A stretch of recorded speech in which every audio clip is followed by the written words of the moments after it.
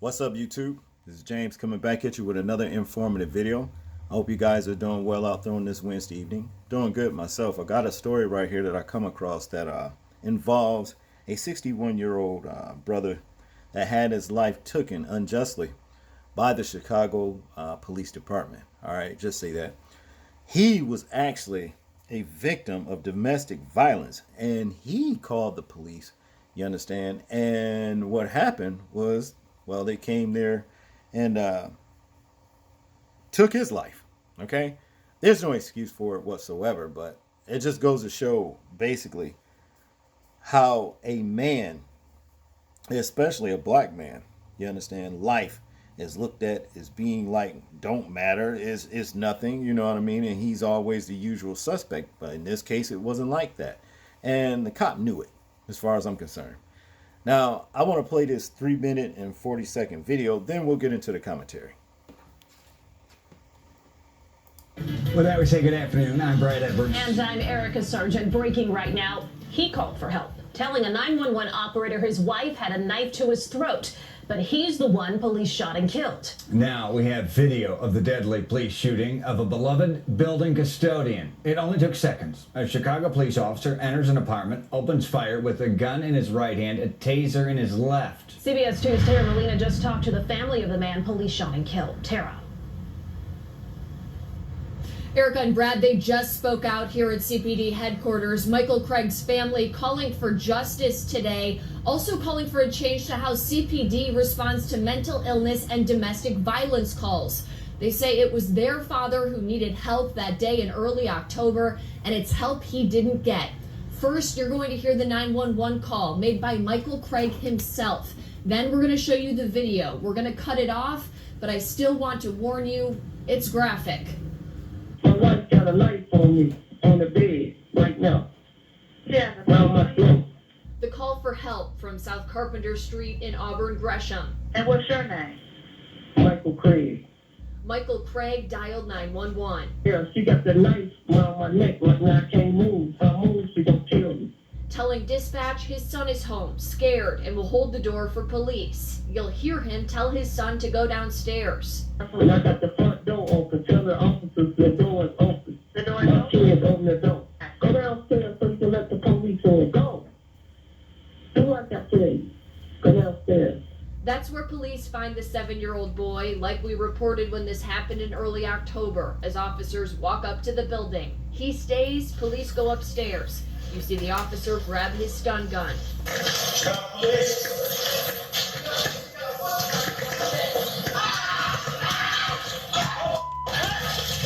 The officer holding the stun gun in one hand and a gun in the other. We're freezing the video here. After this, you see Michael Craig and his wife on the ground.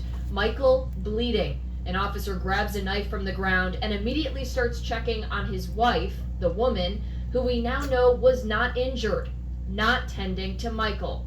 His family's attorneys brought that up following the video's release. Treating her like the victim of domestic violence, when the real victim of domestic violence and the victim of the Chicago Police Department lay dying 2 feet away. The officers... He says Michael had already been stabbed by his wife several times before police arrived. And we are demanding that the Chicago Police Department take action against this police officer and train their police officers how to handle mental illness and how to handle domestic violence.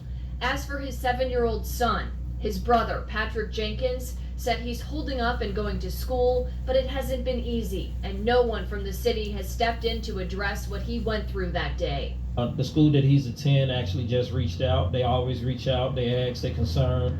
Family members are concerned, but as far as anyone from the outside sources helping, stepping in, nothing. The officer that shot Michael Craig has been on leave ever since. I reached out to CPD to find out what's next here. What is that officer's status today? All they'll tell me is that he's still on leave. We know that COPA is still investigating right now. We'll continue to check in on this and bring you updates here on CBS 2. Reporting live outside CPD headquarters, I'm Tara Molina, CBS 2 News. Now, there's just no way that you can spin that like it's an accident. You heard that man that was actually the victim call in for himself over the dispatcher. You knew when you went there. I'm talking about this Alberto Corrobares, whatever his name is, the Chicago police officer who shot him. You knew when you went there, he was the victim. You understand? There's no way to spin this right here. As far as I'm concerned, you did this on purpose, as far as I'm concerned. That's just all there is to it. Now, to get into this story right here, it says a Chicago man called 911 for help during domestic dispute. A police officer with a history of assault shot the man within seconds of arriving. So, see, this officer, he had a history of this kind of, excuse that. He had a history of this kind of behavior right here. And now they want to look into it that he's murdered somebody. You see, when you should have took, care of the situation in the first place by firing him, back in, it says 2016. This is how black men are looked at. You know what I mean? He was the victim. Now, had he, took the knife from the woman or defended himself in any kind of way, he would have been looked at as the aggressor in the first place. Okay? So, being stuck between the proverbial rock and a hard place, this situation is. Okay? Now, let me just start the story. Alberto Corrobares, a Chicago police officer who shot and killed Michael Craig, a black man who called 911 with a domestic violence complaint last month, had a history of drinking and was disciplined for his on-duty behavior in the past, records show. According to documents obtained by the Daily Beast, the fatal shooting of Craig was only Corrobares' most recent incident. All right. The body cam is self-explanatory. What happened, man. There's no excuses. All right. Okay. In 2018, former Superintendent Eddie Johnson filed charges with the board regarding the officer's ability to perform his duties following his March 2016 arrest for domestic disturbance, during which Corrobares reportedly appeared to be intoxicated. All right. The officer was also accused of threatening a fellow cop and tampering with paperwork in a squad car during his arrest. Corrobares refused to take a breathalyzer test and was later charged with assault for threatening another officer. But yet and still, they kept his ass on the police force. You see, and now look what he's done. Okay. At the time, Johnson testified that Corrobares admitted to being under enormous amounts of stress related to his job as police officer, and that he did not drink prior to joining the police department. He also stated that the Corrobares claimed he was affected by the poverty, despair, and violence that he encountered on a daily basis. So what you saying, basically, you got no business being a police officer because you can't handle the stresses of law enforcement or what comes with law enforcement. So you shouldn't have been on the police force in the first place. But yet and still, they kept your ass on. And now look what happened. Again, I'll say, to continue, though Johnson had been looking to have Corrobares fired, instead the officer was suspended despite being found guilty of all charges against him.